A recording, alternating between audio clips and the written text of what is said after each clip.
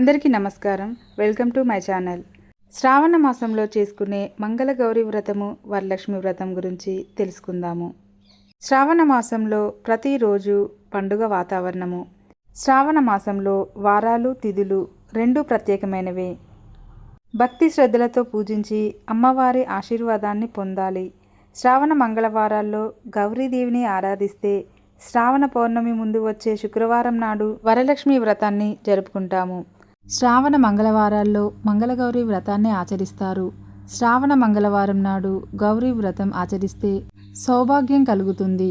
మాంగళ్య బలమే కాదు, వివాహ యోగాన్ని కూడా గౌరీదేవి తనను అర్పించిన వారికి ప్రసాదిస్తుంది.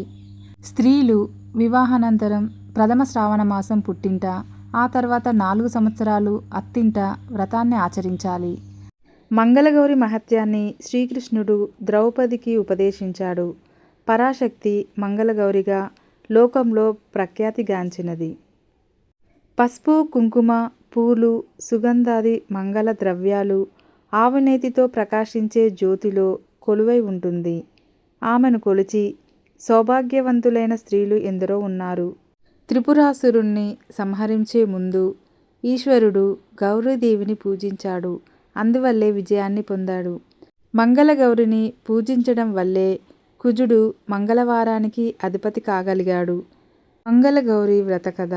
పూర్వం మాహిష్మతి నగరాన్ని పాలించే జయపాలుడనే రాజుకు సంతానం లేదు. ఈయన ఈశ్వర భక్తుడు. ఒకరోజు పరమశివుడు సర్వాణివేములో వచ్చి ఆ రాజు భార్యకు సంతానం కలిగే మార్గాన్ని తెలియజేస్తాడు. నీ భర్తను నీలి వస్త్రాలు ధరించి అశ్వాల మీద బయలుదేరమను. ఆ అశ్వం ఎక్కడైతే అలసి పడిపోతుందో అక్కడ చూడమను. అక్కడ ఒక బంగారు దేవాలయం కనబడుతుంది. అందులో ఉన్న భగవతీదేవిని పూజిస్తే ఆమె తప్పక అనుగ్రహిస్తుంది. మీ దంపతులకు సంతానం కలుగుతుంది అని సన్యాసి రూపంలో ఉన్న ఈశ్వరుడు చెప్పి వెళ్ళిపోతాడు. రాణి ఈ విషయాన్ని రాజుకు చెప్పింది. ఆయన అదేవిధంగా చేస్తాడు. భగవతీదేవి ప్రత్యక్షమై, వైదవ్యం గల కుమార్తె కావాలా, అల్పాయుష్కుడు సజ్జనుడైన కుమారుడు కావాలా, కోరుకోమని అంటుంది. తనకు కొడుకే కావాలంటాడు ఆ మహారాజు.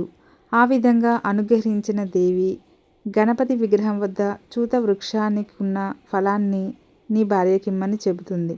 ఒక్క ఫలాన్ని కోయగానే మిగిలిన ఫలాలు మాయమవుతాయి.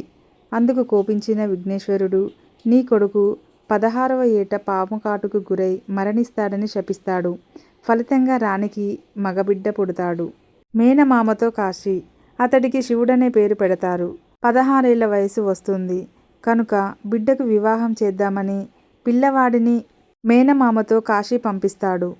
శివుడు మేనమామతో కలిసి కాశీ వెడుతూ మార్గమధ్యంలో ప్రతిష్టానపురం చేరతాడు. ఇక్కడ దేవాలయం వద్ద విశ్రమిస్తాడు. ఇంతలో సుశీల అనే అమ్మాయి తన స్నేహితురాలతో ఆడుకుంటుంటే ఒక అమ్మాయి కోపంతో సుశీలను రండా అని తిడుతుంది. మా ఇంట్లో రండా ఎవరు ఉండరు. కారణం మా అమ్మ మంగళగౌరి వ్రతం చేస్తుందని చెబుతుంది. ఆ మాట మేనమామ వింటాడు.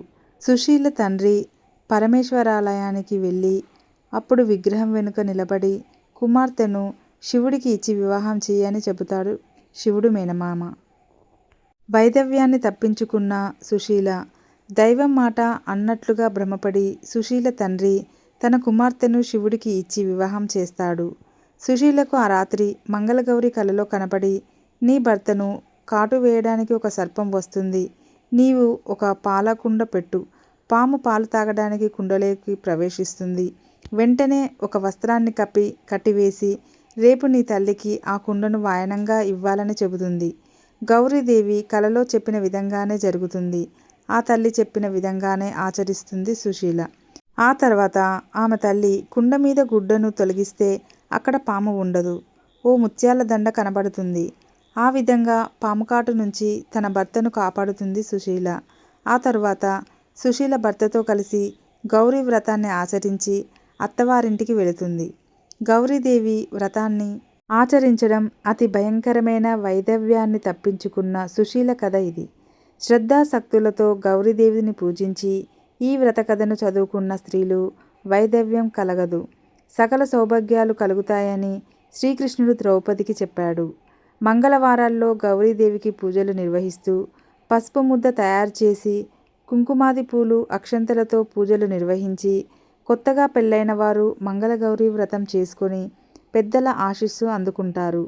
కన్నెపిల్లలు మంచి భర్త రావాలని కోరుతూ గౌరీదేవిని పూజిస్తే వివాహితులు తమ వైవాహిక బంధం సజావుగా సక్రమంగా సాగాలని కోరుతూ చేస్తారు.